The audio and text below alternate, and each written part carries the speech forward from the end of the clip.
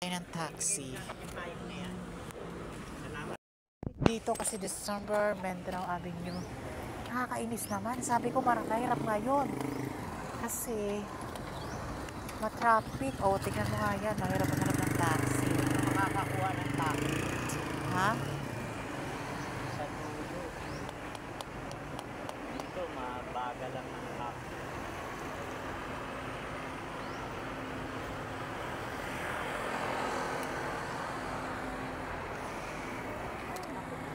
Matigas kasing ulo pag matatanda. Lalo kahapon, hindi gumagalaw yung traffic doon sa Mindanao Avenue. Sa baba. Bumili ako ng gulay, talagang hindi gumagalaw. Ito yata yung properties yung bibili ng BGMP. Ang gagawin nilang parking lot ng mga sasakyan. Ayun kasi ang BGMP, ayun Yun, yung building na yun na mataas. Dito naman ako nag-work sa gitna yun. Diyan lang, malapit lang. Ito yung naman guard house ng Colbera Home. Dakilang Lumpo. Ayan ang street ng aking lugar. Colbera Home, Victoria Real Rocky.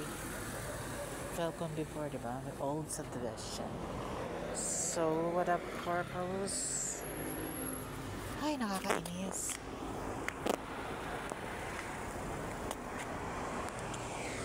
Payong na nga ako.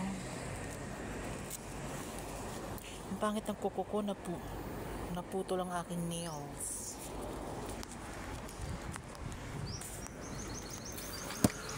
Ito.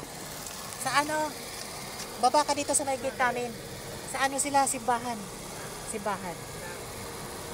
Dito lang, sa Quiapo. Dalawa sila.